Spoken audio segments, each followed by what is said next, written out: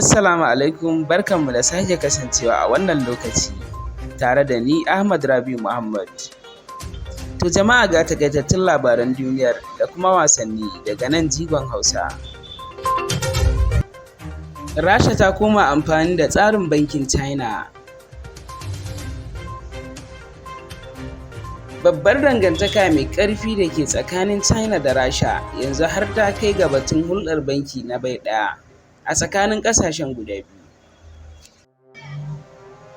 Ga fassarar rahoton daga bakin wakilinmu na jigon Hausa, Ishak Ayuba.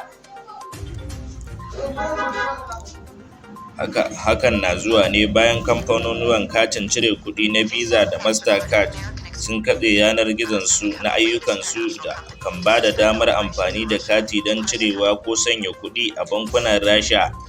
Hakan ya faru ne bayan amsa kiran waya da Shugaba Zelensky na Ukraine ya yi daga fadar Amurka, wato kira daga Shugaba Joe Biden. Bayan katse yanar gizon, sai kamfanonuwan suka ba da sanarwar cewa sun toshe bankunan Rasha daga yin amfani da tsarin katinsu. Suka ƙara da cewa za su toshe duk wata harkar hada-hadar kuɗi da cinikayya da ake yi da kamfaninsu na Visa a Rasha. Shugaban kamfanin Visa, Alkeli, ya ce ya zama dole su yi haka saboda mamayar da Rasha ke yi wa Ukraine mamayar da Rasha ke yi wa Ukraine da kai mata rare a ƙasar. Da jin wannan batu ne a washe gari Lahadi, sai Shugaba Vladimir Putin na Rasha ya sanarwa da 'yan ƙasarsa cewa za su fara raba wa kowa katin cire kuɗi na ƙasar China. Haka kuma za su ƙaddamar da wani sabon samfurin yanar gizo mallakar Rasha a ƙasar.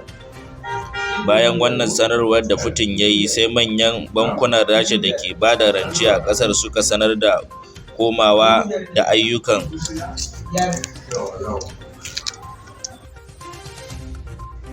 Za ku iya samun wannan labari da ma wasu labaran a shafinmu na intanet jigonhausa.com. To sai kuma labaran wasanni. Benzema ya zura ƙwallo 3 a ragar PSG. Za ku ji Real Madrid a wasan da ta buga na gasar cin kofin zakarun Turai a ranar Laraba, yayin da Karim Benzema ya zura ƙwallaye 3 masu ban sha'awa a ragar Paris Saint-Germain a zagaye na 16. To ƙarshen labarin kenan.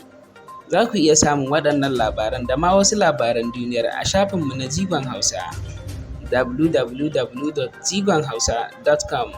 Sai anjima.